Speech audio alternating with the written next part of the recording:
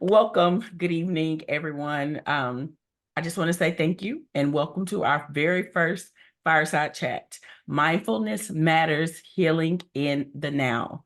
I'm Harriet M. Harris, author, speaker, coach, and host of You Are Not Your Trauma podcast. And I am thrilled to be here with all of you all tonight for our very first Fireside Chat. You are in for a very special evening dedicated to exploring mindfulness and its power on healing. Now, joining us tonight is the incredible Dr. Tracy Timberlake, a multi-award-winning mindset and business coach, speaker, a money genius, and an advocate for mindfulness and healing. Dr. Tracy, thank you so much for being here with us. Well, I'm excited to be here. Thank you for having me on this first ever Absolutely. Fireside Chat that you're hosting. Yes, yeah, super Yes, excited. me too. Yes. So, Dr. Tracy, do you want to tell us a little bit about you and what you do, and your journey with mindfulness mindset? Sure. So as Harriet mentioned, I'm a business coach, and I've been doing this for quite some time now.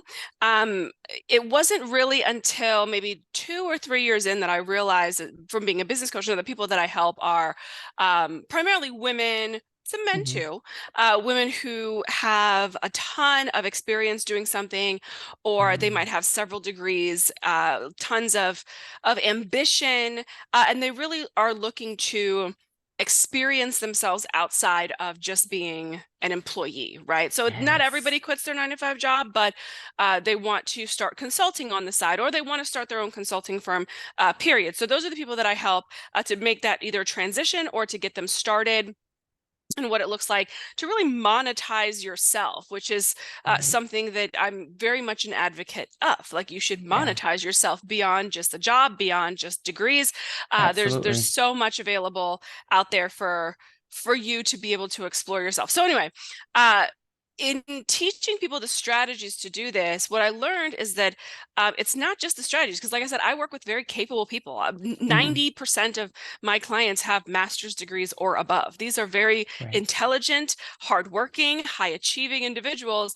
But the transition into quote unquote entrepreneurship was really hard. And the transition wasn't so much in the tactical stuff, because like I said, they're very smart and capable. Right. It was really in what their mind was telling them. And so that was kind of how I started to teach people this, because these are techniques that I learned even before I started my business. I was really very much an advocate of understanding yourself. A part of me even Yeah. exploring starting a business really came on the heels of learning mindset and what was my mind Mm. telling me when God was telling me to explore things, or when God was telling me to go and do something. Like, how was my mind playing tricks on me? So I just took some of the things that I learned, and I'm very much a student of this work, and have been even before I started my business, and just started to incorporate it in how I coach people. And it's been really great. It's the best part is really watching people kind of go from these fear-based, doubtful, scarce thoughts into feeling abundant and, you know, Yeah.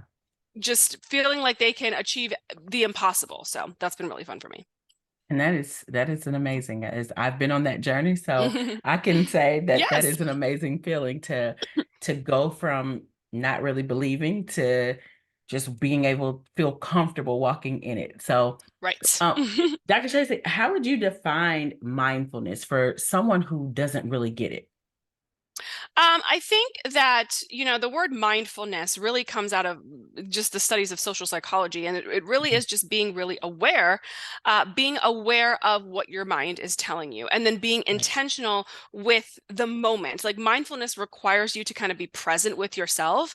And Hmm. most people are not. Most people are just living on autopilot, doing things because they've always done them this way. I've always Yeah. woken up at 7 a.m. I've always gotten up, gone to the bathroom, brushed my teeth, made myself a cup of coffee, sat down, got in my car, drove to work. And we're doing these things from a position of programming, and not a positioning of being really aware of what we're doing in the moment. And so mindfulness Right. requires you to be present with yourself, and it Hmm. requires you to not just be present, but also to evaluate how you're feeling about being present. Like, do I actually like this? Mm. And that's what, so mindfulness isn't just like, oh, I'm aware that I'm driving my car, but it's, I'm aware that I'm driving my car and I'm driving to work. I'm driving to a job. Do I like this job? Do I not like this job? And then it Right. forces you to take inventory of every daily activity and then make decisions. So now you're held accountable for what you know. Mm. How about being held accountable for what you know? That Right. changes a lot of things, right? It sure does. Well, it should. It should change Right, a lot of right. things. Yeah. When we get to that place where it really Mm-hmm. is starting to make some change. Yes, it So, should. Dr. Tracy, mindfulness is often talked about in the context of healing. Can you Mm-hmm. discuss how mindfulness specifically aids in that healing process, especially for those who are dealing with trauma? Yeah, again, it's awareness, right? Because Mm, especially when it comes to trauma and how trauma lives in our body and the way that it takes root without you even knowing that it's taking root, because it's doing a lot of this on the subconscious level. On the right. subconscious level, the trauma has made decisions for you, and then you have just lived your life based on Yeah. those subconscious decisions without even knowing that the reason why you're living that way is because of traumatic events that have happened in your past. So until you really become aware of, again, being very present with yourself and saying, why am I doing this? Why is this the habit that I have? Or Yeah. why are these the thoughts that come up when I'm doing XYZ activity? Until it makes you really aware, you can't make any changes. So Yeah. the mindfulness part and the way that, it forces you, well, it forces you to take a look at it, really. Like you get a chance to either reprogram yourself or ignore it completely and say, you know what, this is just the way it's always. And I think a lot of people find themselves in that place. They think that changing is hard, and Mm-hmm. the lack of familiarity with who they would become if they were to change is a very scary Oh, thought. So a lot of people just live, they live in the trauma, okay with the fact that the trauma has been affecting their everyday life because they're not dead. Like, and I tell this to people all the time. yeah. I'm like, the reason why people don't change is because they're not dying. Like if you have Oh, been that's true. relatively okay, right? Like the Mm-hmm. trauma has lived in your body, you're experiencing it, and you're okay, you're not homeless, you have a job, you have a family, you're not dying. So there's there's no real need to change. And it's kind of like the devil that is better than the Mm, devil that you don't, because I know what my life looks like when I'm living in the trauma, and I'm all right. right. I'm not dead. Like I'm not dying. I'm not hurting anybody. Nothing is hurting me. So there's really no catalyst to change when Exactly. you don't really see the insidious part of trauma. And Right. unfortunately, people think that they need to have this, mountaintop or low valley Mm, experience before they change anything. And it's like, no, like mediocrity, comfort zones that are familiar and not necessarily comfortable are still your enemy. mm. Whoa. You said a mouthful there. Um, I like the part where you just said, comfort zones that are they're still your enemy. Like, Yeah. and I know from my own experience that being uncomfortable is the most uncomfortable thing. Like it's hard. I was telling someone recently, like when we bought our first house, I sat on the stairs and I'm like, this is weird. Like it just didn't feel like it didn't feel good. So it Mm, was like my heart was racing. I was like all of these emotions that I didn't know what to do with because it didn't feel comfortable. We still did it, but it wasn't hmm it wasn't fun. Well, I think that's because we have this understanding of change, that change has to equal discomfort. And, Right. in doing the mindset work and in teaching clients about mindset work, like I'm always like, change it can be uncomfortable and you can be like, oh, I don't know about this, and that's fine. Yeah. But like your belief system around change is what is the deciding factor of whether or not you're going to feel like panic. It's going to Mm-hmm. feel scary, right? If every historical data point you have about change has been my life has gotten worse because of the changes that I've made, then yes, Yeah. it would make sense. But until you reframe it and say change doesn't actually have to be this terrifying thing. And if you think of all of the different times in your life where you've changed, so for example, let's just take Harriet. Well, Harriet, there was a time where you weren't married, and then you got True. married. And Yeah. then it was fine. You didn't die. And That's actually, true. you were better off for the companionship. Like, I'm sure that, Right. if you had it to do over again, you'd be like, I would have married him again. Like that. Well, at least I hope so. Like most Yeah. people. Yeah. Um, well, I would have done that again. Well, before you were a mom, you weren't one, and then you changed and became one, and your life was actually better off because you ended up Absolutely. having children. I'm sure that it felt you love your kids and all that stuff. Yeah. So every point of change is not it doesn't have to be bad. Most of the changes we've made in our lives have actually led to good things, but we don't attach the good things to change because our association with change is always that it's this really bad, terrifying Negative. thing. And anytime Yeah. something changes, then my life has to drastically flip itself upside down. But most of the changes, right? And there are a handful, two, three, four, maybe even five traumatic events that most of us have experienced, because everybody experiences trauma.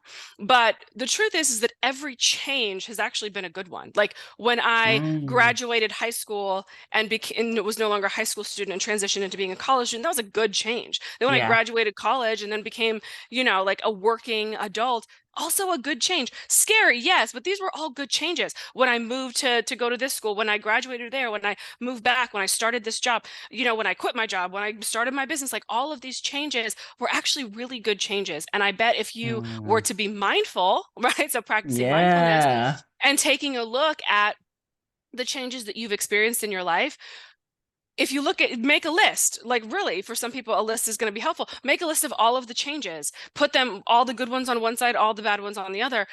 The good ones are probably going to outweigh the bad, but you don't realize that Mm. because we get so attached to the negative ones. I mean, I've had some bad changes too, right? Like my dad died when I Right. was younger. That was a bad change. It was a Yeah. terrible change, like as a child.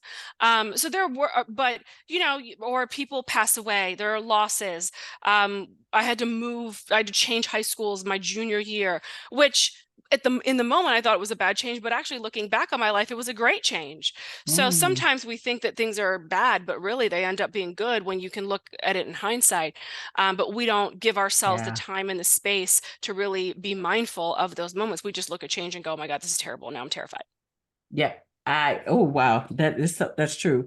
And I really like you mentioned to make a list of all the changes. So Hmm. as you've been saying that, I've been sitting up here thinking of the changes, and you're so right, because we do attach ourselves to the worst case scenario. So Hmm. that's why it's kind of like we can focus on the bad and not and really not think of the good. Just in even Hmm. in our day, the person that cut us off is going to be the person that, I mean, it's going to be the thing that, we carry, we tell a friend, and we talk about, and we're upset about. We take it all throughout our day, but we don't talk about, the person that paid for our coffee that morning. Right. So Right. No, yeah, and it's but true. And to that end of recognizing, again, just understanding how change happens, and how we attach ourselves to it. You just have to be willing. And this isn't something that we're yeah, taught either, right? Like we're not taught yeah, to do this. No one teaches you how to do this as a child. I wish that everybody did.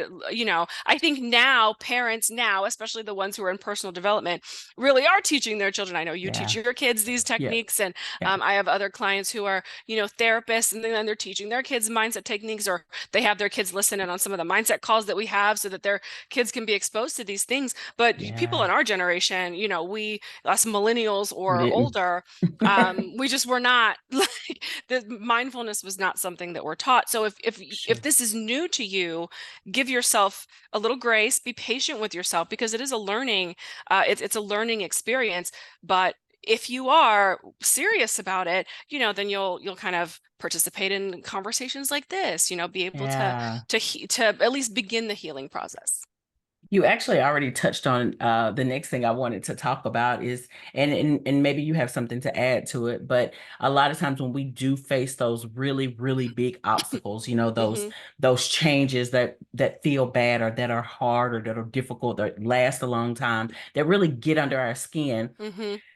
thinking about how mindfulness can help overcome these personal challenges and aid in our emotional healing. I think part of that is what you mentioned before, was looking at change in a different way. Hmm. But are there any other things you can add to that? Yeah, I think, like I said, it's a practice, so you have Yeah. to get used to checking in with yourself. Yeah. For me, like, am I every time I'm doing an activity, do I go, okay, hold on, how do I feel about, like, no, I don't, because it's, Yeah. you get used to it and you just know how you feel, and then you're able Yeah. to operate accordingly. Like earlier today, I was funny because I was like, I really want a snack. I'm like running through my kitchen, going, I really, really want a snack, and I want a snack, and I have no snacks here because I try to not keep. I'm in my Atlanta house right now, and I'm not here all the time, so I try not to Right. just stock it with food because it just goes bad. So I'm like looking for snacks, and then I'm like, well, let me make this cauliflower pizza. But then I caved and I was like, I'm ordering snacks. So then of course I'm like on Instacart and I'm like, let me just order all of these snacks. And so now I have like ice cream and I'm gluten-free. So like these gluten-free crackers, like all these things. And I'm like, I don't even want it anymore. Like I bought it because I wasn't in the moment. I wasn't really, Yeah. and that's not actually true. I was being mindful. I just chose to ignore it because I was like, I know when I eat this pizza, I'm gonna be okay and I'm not gonna want these snacks anymore.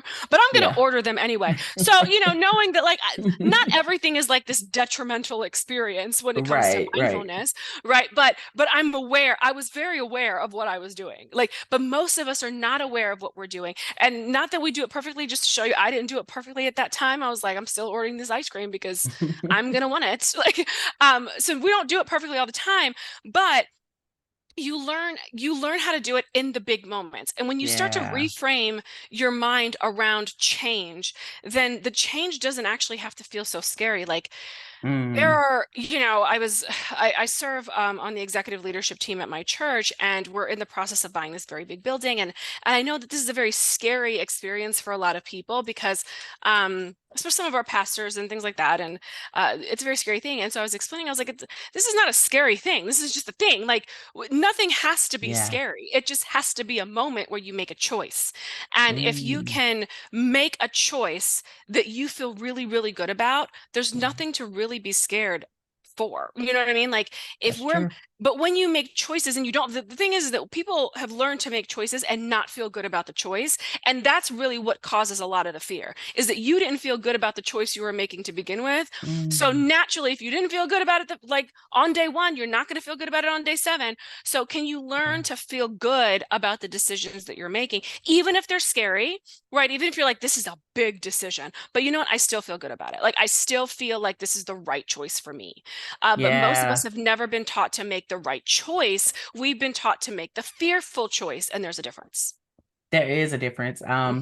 And I shared a video actually about this very thing today because Mm, I shared how, as I was applying for my trademark for You Are Not Your Trauma, right? the attorney kind of she kind of, it was kind of intimidating. It was an Mm, intimidating conversation. And she's like, well, I think someone has, a trademark that's really close to yours. And what do you want to change it to? And I'm like, nothing. but I don't Not want to change changing it. it. Yeah. Like, yeah. And I was like, but I said, this may sound crazy to you, but this is what God gave me, and this is Hmm. what it has to be. And I'm going to have to trust that He is Yeah. going to make it work. And He did, because I got it. Hmm. But I do remember throughout that, I felt really confident in the fact, even when there were moments where I get an email from the attorney that says, okay, they're suspending it for a moment, or they're worried about this, so we have to Right. send this back. I was like, okay, God, I gave this to you. You gave this to me. Like we're working here together. So it does make a lot of difference when you go into something with that confidence that it's gonna Hmm. work out, even though things aren't looking like super easy right now. And this is why, again, making the right choice, even though it's a scary choice, matters more than Yeah. anything, because you knew that it was the right choice. Even Yep. if it was scary, even if there seemed to be roadblocks, the simple fact that you can trust yourself to make the right choice matters so much. And if you can train Yeah. yourself to trust yourself to make the right choice when the right choice is presented, then the scary stuff is going to be scary no matter what. Like you're going to be scared because you made the right choice, scared because you made the wrong choice. So you might as well just make the right choice. Yeah. Like, you know what I mean? Right, right. So, and then in the end, you go, oh, I'm glad I did that. And then you train yourself so that the next time a big decision comes that can seem a little bit overwhelming or daunting, or, there are roadblocks along the way that seem like it's not going to happen. You have a point of access to go, no, no, no. I know what it feels like in my body to make the right Yes. choice. I know what it feels like in my mind to make the right choice. And I know what it feels like to stick with it. And when you have that point of access, then it no longer is like this foreign experience to make big choices. That's a good point. I know what it feels like to make a right choice because Mm-hmm. now I struggled with that. And I think you probably remember there was a time where I struggled with like, I don't know if this is the right, and I would go back and forth, but that is what I was accustomed to. I was accustomed to the chaos of Mm-hmm. like not being able to make a decision. And I will say it definitely feels different being able to trust that this is what you need to do. You just do it. And Yeah. just and something you said once before was really is no right and wrong choice. It's Right. just a choice. Right. And things will go one way, may go one way, or they may go the other.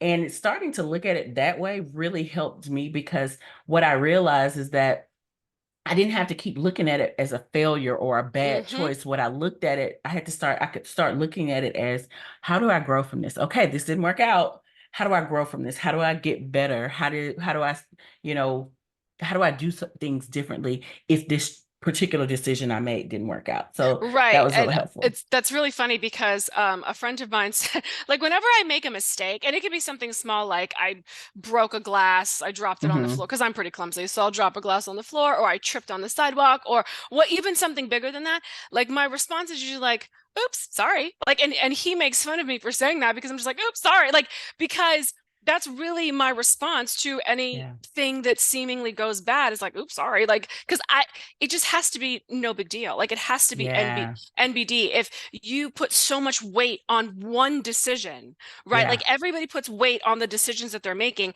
and there's so much weight on it that you can't even trust yourself to make it. It's going to be very difficult to elevate in life, right? And That's a lot true. of people, to your point, a lot of people don't make choices, or they stew over their choices because they're afraid to make the wrong choice. And I'm like, Yeah. what if there just was no wrong choice? What if there just was, you're going to make a Yeah. choice, and then whatever happens from there, you'll figure it out? Because whether you make a good choice or a bad choice, something is going to happen on the other side of it, and you're going to Absolutely. have to figure out the next step, right? There's not That's like true. one choice you make and everything is perfect. Down the road, another choice is going to present itself. But if you stew, like, if you take a week to make a decision, right, you are Hmm. no further along. Like, you are just in this That's exact same true. place without going anywhere. So there's nothing else to do other than just spinning the wheels like a hamster on one choice. When, if you would have made that choice at the beginning of the week, by Friday, number one, you will know what would have happened from the choice, and then you can make a Right. different decision. But there's no such thing as I mean, within reason. I mean, don't kill Right. someone. That's probably a bad choice. Like, don't do that. Like, Absolutely. let's, Yeah, we're not gonna do like, within reason. But that. most of the choices that we're making are not Yeah. even that dire. Like, really, like, they're not. Like, Yeah. they're not that dire. Like, there are some pretty, important decisions that one would make in life, like the person that you choose to spend the rest of your life with, or Absolutely. maybe the house that you plan to buy, if it's like your Right. Right. forever home. Those are bigger, I would say, bigger ticket item types of decisions. Yeah. But we're not making those every day. Like, That's you're not true. choosing who you're going to marry every day. Like, you're choosing whether or not you're going to launch this program or that program, or whether you're Hmm. not going to take that job or that job, or the choices that we're making on a daily basis are just not that big of a deal. So That's a good save the point. drama for the big deal choices. If you're going to Mm. be dramatic, save them for the bigger, like, because you do want to sleep on whether or not you're going to purchase a $2 million home. You probably need to sleep on that for a Yeah. day or two. You can get your ducks in order. By the time you decide to marry somebody, you've probably spent a great deal of time with that. At least I hope. I hope you didn't meet Yeah. somebody. It's not 90 Day Fiance, right? So I hope you've spent, a significant amount of time.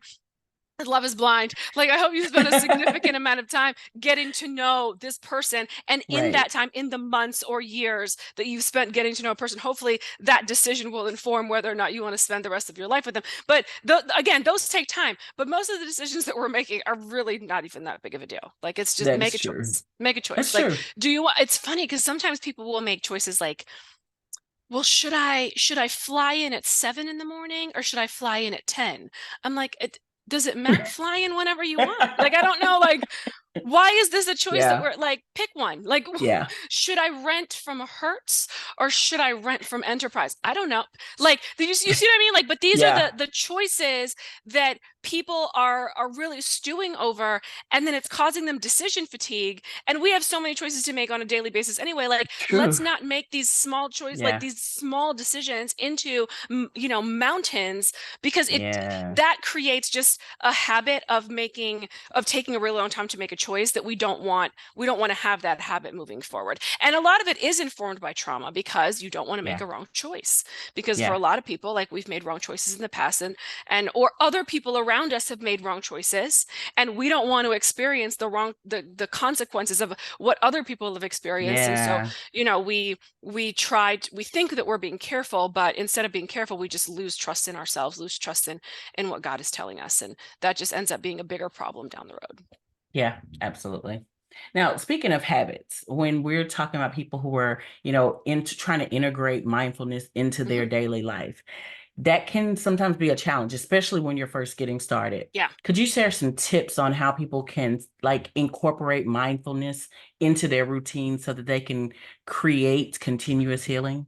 Yeah, I think, people are very much all or nothing. They're like, I am going to meditate for an hour every day, and I'm going to and you're like, no, you're not. You're not doing that. I don't know why you would think that that's what you're doing. Like, that's not, no one's doing that. You know what I mean? I don't want to say no Yeah. one. I'm sure that there are some Buddhist monks out there who are very good at meditation, but you have to know that you're new at something, and then you have to allow Yeah. yourself to be new at something, and to know that it is not and I say that it's a practice, because just like, I played sports growing up, you played sports growing up, I know your kids play Hmm. sports.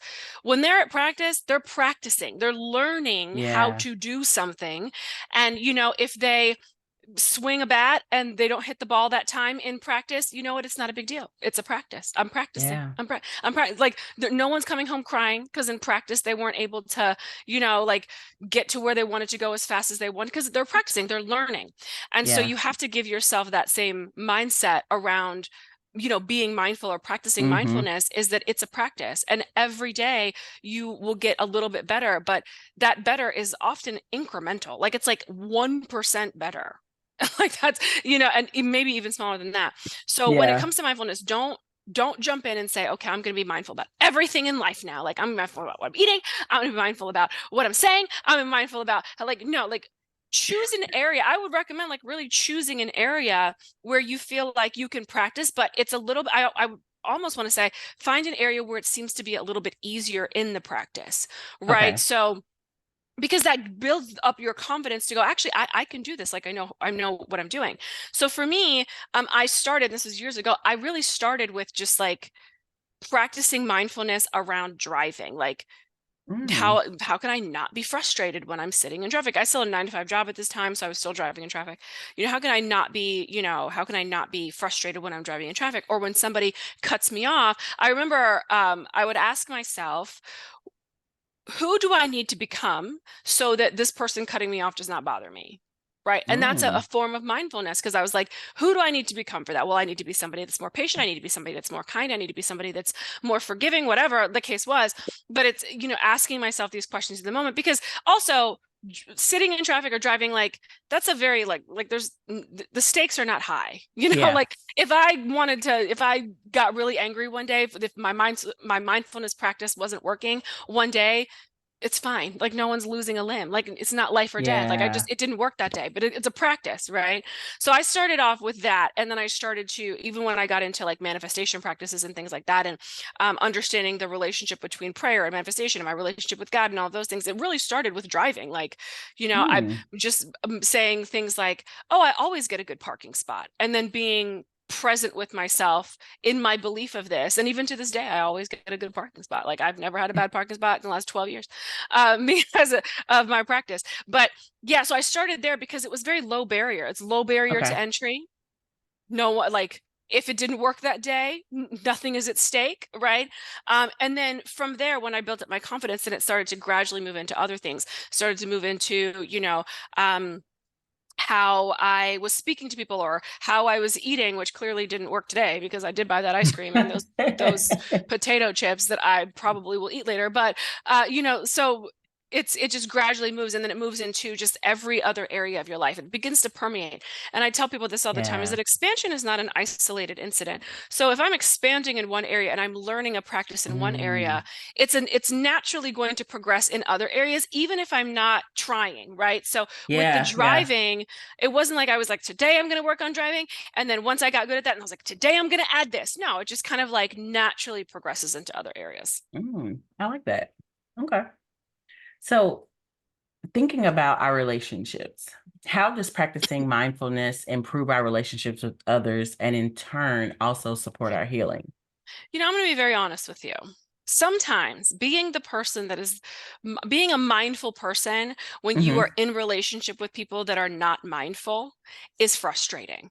Mm. Because not everybody Agreed. in your life, and I'm not talking about like, like romantic partners. I'm talking Right. about just everybody, your parents, your siblings, your friends, your coworkers, like The other people in traffic. right, the other people, right, that, sorry, this, my light keeps flashing in there, but Okay. the other people, and so I'll be very honest, like you being the most mindful person is going to be very irritating, because in your Mm. mindfulness, you are going to want to maintain that level of neutrality. You're going to want to maintain, like, Yeah. you want to keep yourself whole, right? But then Yes. somebody is going to work a nerve, and then you're going to feel like, well, now So I have a true. choice. Like, I have a choice to pop off, or Yes. even that choice is a mindful moment, right? Because you have Yes. I have a moment, like if I happen to, I don't really get angry, and people know this about me. Like, I don't get angry. Like, it's very rare. I can't even remember the last time I was angry. Like, like very rare. But like, I incrementally start to move towards anger. So by the time I'm like a 6, or like, people are like, oh, let Mm. me back up, because like she's starting to, I start to talk really like extra fast. The words that I use start to get a little bigger. Like, it just becomes, somebody one time was like, I felt like you were looking into my soul. And I said, I was. I was. That's what I was doing. But God. right, but it's like, you in the mindfulness, you become very aware of yourself, and then you Yeah. start to make choices, and you're like, well, I could pop off right now, or I could just try to, try. And I'm not saying be a pushover, or, let people do whatever they want to, because I'm very much a fan of boundaries, but I'm simply saying, like, in the context of like actual relationship, where you're in a relationship with a Hmm. person and you value the dignity of that person, Yeah. right? Um, I'm just going to be honest that you're going to be annoyed. Like, you will be annoyed. I But can agree. yes, um, but this is where the power of mindfulness really, like, you almost test yourself, right? Because for me, I just Hmm. turn it into a game. Like, how can I continue to be myself? Because the last thing that I want to do is not be myself, right? The last, and Yes. I tell people this, like, the last thing that I want to be is not me. And I know who I am, and this is who I am. And so I am going to do everything in my power for my own sake, not even for the other person. I'll be very honest, it's not even for the other person. It's for my own sake. Can I keep the integrity of me? Can I trust myself to be myself? And that sometimes means that, yes, you do have to get angry, because if you are, or sometimes Yeah. you have to allow yourself to feel the very human emotion. But I think that the mindfulness puts you in a position of making the choice and saying, like, okay, am I saying things that I would be proud of for myself? Like, am I Yeah. being, because the mindfulness part, especially in the context of relationship, is more for you than it is for the other person. Yeah. Because I That's true. don't want anybody, like, or I should say this about myself. I am unwilling to betray myself for the sake Mm. of being right, for the sake of, winning an argument, for the, like, I'm just Yeah. unwilling to betray myself. I'm just at a point, I'm not going to betray myself because, you can't get it together. You know what I mean? So like, Right. Yeah, that's true. Because yeah. there are So those yeah. moments. Mm-hmm. I know I had someone, they got my order wrong, and I used to be Mm, like a firecracker about that. mm-hmm. And I remember my husband looking at me, it was not too long ago, and he's like, "Are you gonna take that?" And I'm like, "It is not worth my energy. Like, it's It's what it is. Like, I'm yes. not gonna worry about like Mm-hmm. it happened. They're human. And I think when you are in that space of Mm-hmm. mindful, like you're more mindful about the things that you say and the way that you react. For me, I found that if I come out of my character, like I am upset with myself Right. because I feel like I allowed them to pull me Correct. from this place that I've been working on so, so much, so deeply. Mm-hmm. So I'd much rather do just let them be, because I've started to also think, you know what? I don't know what they've been through. I don't know what kind of day they've had. Like, I don't, you know Right. what? It fine. I can only answer for me. So yeah, very good Yeah. point. Right. And so, so again, just in the context of relationship, your mindfulness is more for you than it Yeah, is for them. yeah, that's You know true. what I mean? And I'm also a very firm believer in that, you know, I get to control my energy and then my energy gets to kind of set the temperature for the rest of the room or Mm, everybody else in the room. Right. yeah, So if I know that about myself and I know that I am the thermostat, then, I don't, there's no need. I get a chance to kind of keep everything where it needs to be. So. yeah. Okay. So, beyond mental and emotional well being, mindfulness has also been linked to physical health benefits. Can Mhm. you explore this connection and its significance in the healing process? Yeah, I mean, there's been so many studies about this, honestly. If you took a look at some of the research that the Heart Math Institute has done, or Joe Dispenza has done, or Dr. Bruce Lipton has done, um, the whole mindfulness and like having a coherence and a connection with your own body has been very healing for a lot, like to the point, not just like healing, like, oh, I'm healing this pain in my knee, but like people have healed from chronic disease, like Hmm. cancer or chronic illness because they've been mindful. And that mindfulness can extend to, well, I'm eating better so my body feels better, but can also Yeah. be the power of the mind actually, allows your cells to operate accordingly. And I always say, like, your cells literally, the way that your body works, and I'm not going to go into a ton of science here, but the way that your body works is that the cells in your body are just standing at attention, waiting for instruction.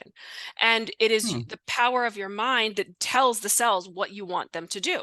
So if you're constantly telling your cells things like, "Oh, I'm so tired," or "Oh, I'm old," or "Oh, I'm," you know what I mean? Like Hmm. if Hmm. this is the language that you are telling your cells to be, your cells are like, "Oh, okay, we're old now. Great. We're going to operate like old cells." If Yeah. you're telling your cells like, some people are very hard on themselves, like, oh, I'm too fat, or I'm too skinny, or I'm too this, or I'm too that. And Yeah. your cells go, oh, okay, that's what we're going to be now. And then they begin to respond. Mm. The cellular renewal happens regularly, like different parts of your body changes, like it sheds, like, cells in your gut, cells change every 21 days. Like the cells that exist in your gut right now were not the same cells that they were 21 days ago. But the way that the cells replicate is cells replicate according to what the previous cell was saying. So if you've been Hmm. telling your Okay. cells, I'm old, well, when it replicates, it's going to say, hey, new cell, we're replicating now, but hey, we're old. Okay. So make sure that when you Mm. replicate yourself, you need to Oh, operate old. Like, and so the mindfulness practice, or the practices around mindfulness, around healing, or not, even if you're not chronically ill, um, it gives you this wonderful ability to truly create the kind of body that you're wanting. And I'm not saying that people still don't get sick. I'm not saying that right. people still don't experience pain. It's just you have a little bit more control over those things Okay. than you'd like. I once listened to a sermon and I wish I knew who said this. I wish I knew who it was, or it was a long time ago. And he said something like, the Bible talks about that people are um that a man is lives 80 years, 70 or 80 Mm. years. And he said, so if that is the length, the time, the allotted time for man to live on this planet, if people are getting sick and dying before 80 years, like there's something wrong, like, because that's not even how we're supposed to be Mm. operating. So there's Wow. you actually have more control. And I wish I could find this sermon or this whatever talk that I listened to. So if you were more aware of yourself and the power Yeah. that God really gave you, because these are faculties that God gave us, to be able to, like, we can't control everything. Like we can't control Correct. time. We can't create from nothing, Right. because we don't have that kind of creative ability, but we do have the power of the mind and what the True. mind can do. And it's been proven over and over again to be so incredibly powerful, to create your life, to create your destiny, but also to get your body to where you want it to be. Wow. Okay. So, Dr. Tracy, a lot of us really want a deeper connection with ourselves, and we struggle with Mhm. that, some of us. From your experience, what does it truly mean to find peace within, and how can we achieve that connection?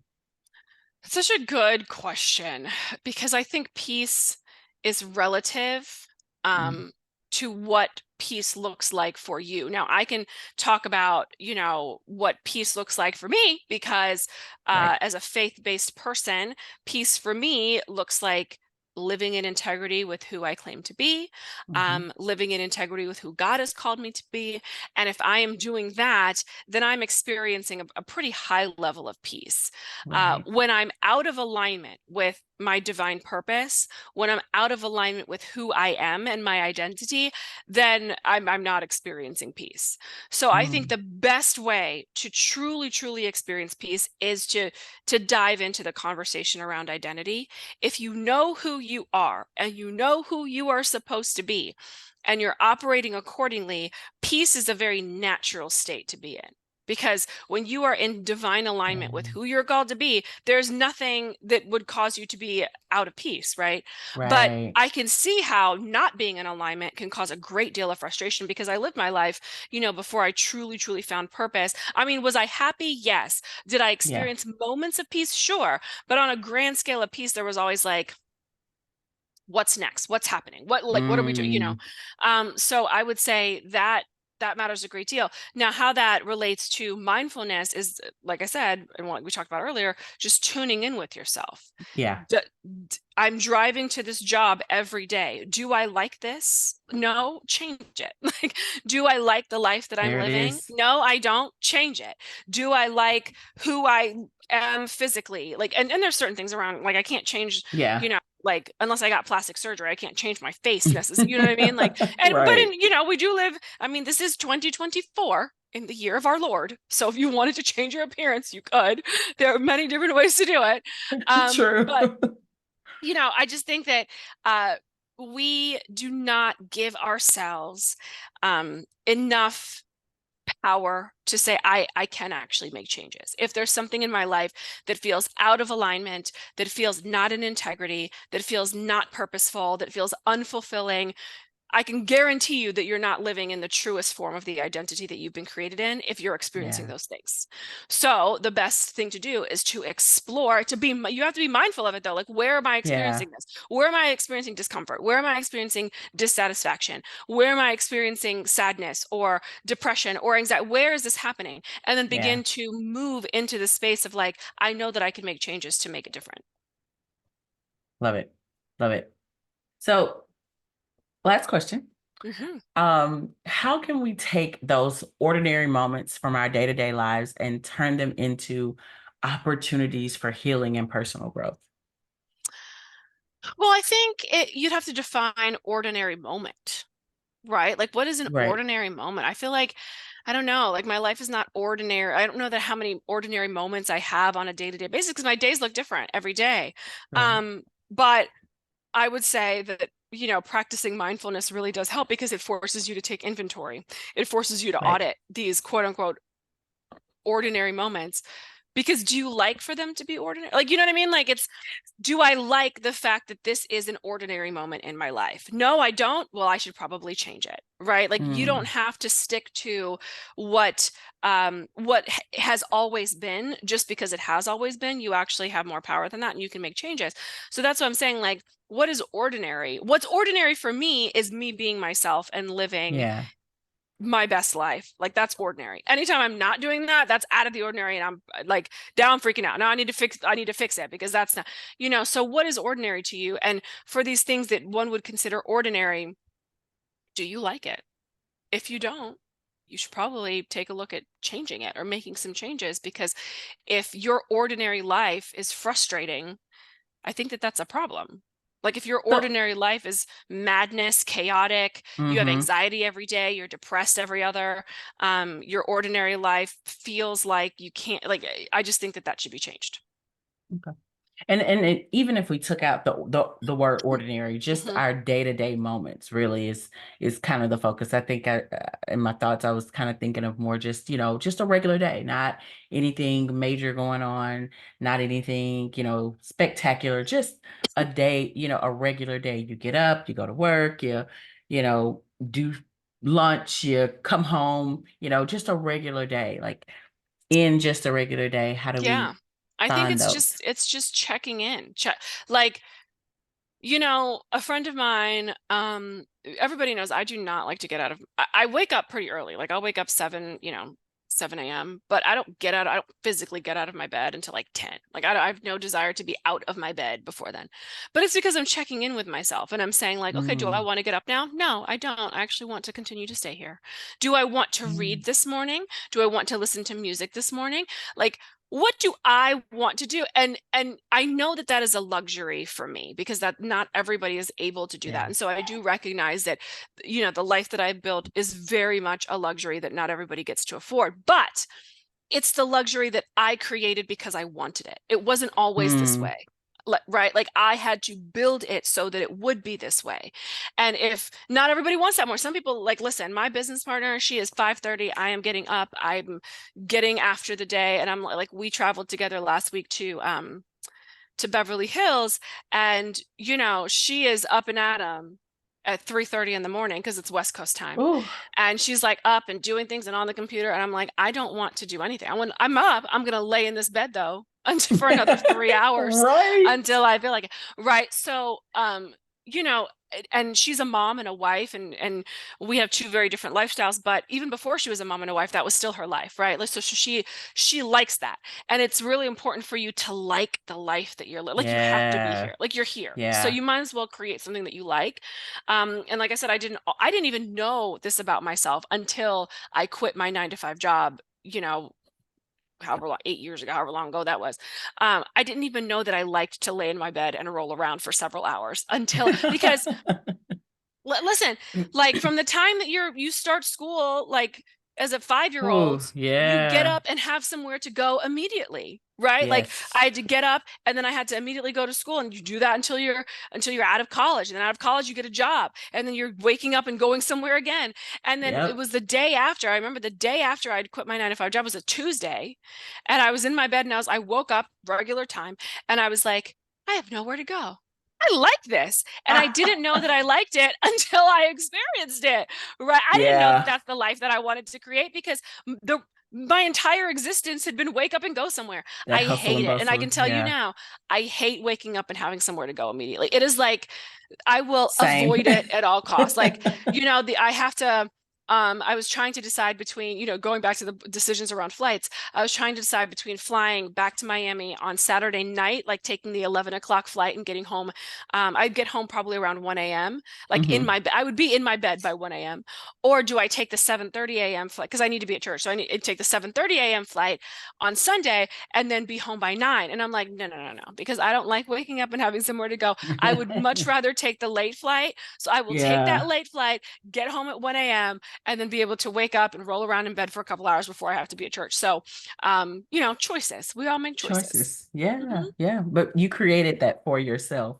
Correct. So then you learned, and you made such a good point. Like we are constantly going. We don't I hate it. sometimes don't even know. I Hmm. hate it too. I mean, I am not a morning person, and I finally had to come to terms with that. Like I was sitting in my office one night and I was up, and I like the quiet of the night. I Mm, like being up. Everybody in my house is quiet. So it gives me a little bit of peace because when everybody's awake, it's mom, mom, mom, mom, mom, hmm. so it's Hmm. mom, mom, I Yeah. need mom. And so Hmm. when there is finally like some calm, and I used to try to get up, my husband is kind of like your business partner. He gets up at like these